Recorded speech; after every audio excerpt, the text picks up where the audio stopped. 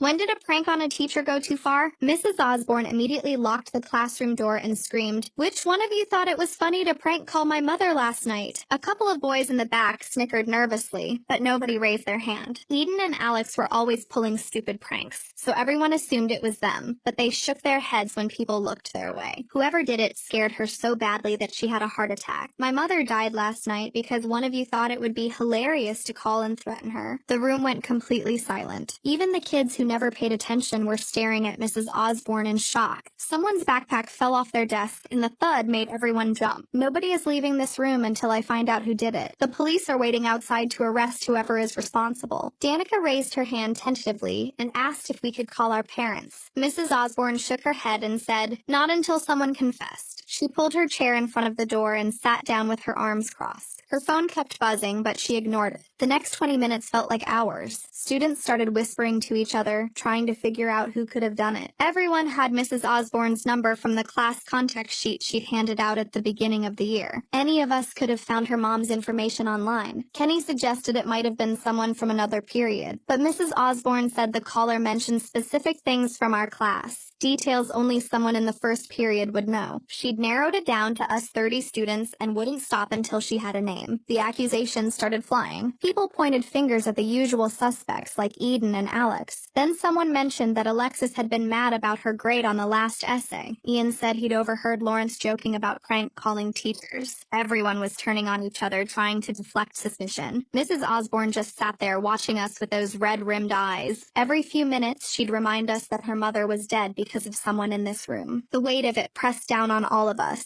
Some girls were crying. A few guys looked ready to bolt for the windows. I noticed Philip in the corner, wiping his face with his sleeve. He was the quiet kid who sat alone and never caused trouble. While everyone else was arguing and defending themselves, he was silently crying. Something about his reaction seemed different from the general panic in the room. The room was getting hot with all of us trapped inside. Someone banged on the door from the outside, but Mrs. Osborne didn't move. We could hear muffled voices that sounded like administrators trying to get in. She'd barricaded us in here and wasn't budging until she got her answer. An hour passed, then 2. We'd missed second period completely, and third was starting. Parents were probably being called. The police were supposedly waiting. Everything was spiraling out of control because of one stupid prank call that had gone horribly wrong. Riley started having a panic attack and begged to go to the nurse. Mrs. Osborne wouldn't let her leave. Margot tried to reason with her, explaining this was kidnapping or false imprisonment. She laughed bitterly and said the police could arrest her after they arrested her mother's killer. That's when I noticed Philip had moved to the back of the room. He was sitting on the floor behind the last row of desks with his knees pulled to his chest. His whole body was shaking while everyone else was scared of getting in trouble. He looked absolutely terrified. I made my way over to him, stepping around backpacks and angry classmates. When I sat down next to him, he flinched like I might hit him. Up close, I could see his face was blotchy from crying and his breathing was ragged. "Philip, are you okay?" He shook his head and fresh tears started falling. His voice was barely a whisper when he finally spoke. The words came out in a rush, like he'd been holding them in for hours. "It was me. I was dared to do it. Eden said I was too much of a prank call a teacher. He gave me $20 and said I had to make it scary or it didn't count. I didn't mean for anyone to get hurt. I just wanted them to think I was cool for once. Please don't let me go to jail." "I can't go to jail. I'm only 15. Mrs. Osborne went white. She stood up and started slowly marching over to Philip. Her footsteps echoed across the silent classroom as she crossed the room in 5 quick strides. Philip tried to scramble backwards but hit the wall behind him. She grabbed his shoulders with both hands and her fingers dug into his shirt. Her whole body was shaking as she stared down at him. Everyone in the class froze completely. Nobody moved or even breathed. Philip's eyes were huge and wet with tears as he looked up at her face. Her mouth opened and closed like she wanted to say something but couldn't find the words. The veins in her neck stood out and her face had gone from white to red. I pushed myself up from the floor and took 3 steps toward them. My hand reached out and touched her arm. Her sleeve was damp with sweat and I could feel her muscles tight under the fabric. She turned her head to look at me and her eyes weren't the eyes of a teacher anymore. They were just sad and broken and lost. For just a second, she looked like any other daughter who had lost her mom. Her grip on Philip loosened slightly. The door exploded open with a loud crack. 3 administrators rushed in with 2 security guards right behind them. They took in the scene in about half a second. Mrs. Osborne standing over Philip with her hands on him and me touching her arm, trying to pull her back. The security guards moved fast. One grabbed Mrs. Osborne's wrists and pulled them off Philip's shoulders while the other stepped between them. She started screaming as they pulled her away, the same words over and over. She kept saying he killed her and pointing at Philip, who had curled into a ball on the floor. The security guards guided her toward the door with one on each side holding her arms. She twisted and fought against them the whole way. Her voice got louder as they got her into the hallway. We could still hear her shouting about her mother and demanding justice even after the door closed behind them. The administrators stayed in the room with us. One of them told us all to sit down and not move. More adults flooded in through the door. Some were teachers from other classrooms, and others looked like office staff. They spread out around the room watching us. Gary Barnett walked in about 2 minutes later. He stood at the front of the classroom and looked at all of us. His face was serious but calm. He told us we would each be interviewed about what happened. He said to stay in our seats until called. Philip was still in the corner with his head buried in his hands. His shoulders moved up and down as he cried. A woman with curly hair walked in next. She went straight to Riley, who was still breathing funny and making little gasping sounds. The woman put her hand on Riley's back and spoke quietly to her. After a minute, she helped Riley stand up and walked her toward the door. They left together, heading for the nurse's office. The rest of us sat in complete silence. Nobody wanted to look at each other. The clock on the wall showed we had been trapped in here for over 2 hours. My legs were stiff from sitting on the floor. An administrator came to the door and called out the first name. Kenny got up and followed them into the hallway. 5 minutes later, they called Danica, then Ian. One by one, they took us out for our statements. Some kids came back to the room after, and others didn't. When they called my name, I stood up on shaky legs. The hallway was full of people. Parents were there now, demanding to know what happened. Police officers stood near the main office. The administrator led me past all of them to a small room. Inside was the woman with curly hair who had helped Riley. She smiled at me and said her name was Alina LeBlanc. She asked me to sit down and tell her what I saw. I started to explain about Mrs. Osborne locking us in, but then stopped. I told her I needed to talk to someone privately first. She looked confused but nodded. She said we could talk in her office where it was more comfortable. We walked down another hallway to a door with her name on it. Inside were 2 chairs and a small couch. Pictures of mountains covered the walls. She sat in one chair and I took the other. I told her everything Philip had said to me about the dare from Eden, about the $20, about wanting to be cool, about how scared he was of going to jail. She listened without interrupting and wrote notes on a yellow pad. When I finished, she put down her pen. She explained that the police needed to know this right away. She picked up her phone and called someone. A minute later, Gary Barnett walked into the office. Alina told him to sit down, and then asked me to repeat what Philip had told me. I went through it all again, the dare and the money and everything. His face went from confused to shocked to pale. He rubbed his forehead with one hand. He stood up quickly and told someone outside the door to bring Philip to his office immediately. Then he looked at me and said I would need to talk to the police detective who was on the way. I sat in a plastic chair outside Gary's office for what felt like forever, my hands shaking as I pulled out my phone. I typed a message to my mom as fast as I could. The text just said there was an emergency at the school and Mrs. Osborne locked us in the classroom and the police were coming. My phone buzzed almost instantly with her reply saying she was leaving work right now and not to say anything to anyone without her there. I put my phone away and watched the chaos building in the hallway. More parents kept showing up, their faces all confused and angry as they demanded to know why their kids had been locked in a classroom. The secretary kept telling them to please wait and that Gary would explain everything soon. About an hour later, a woman in a dark suit walked through the main doors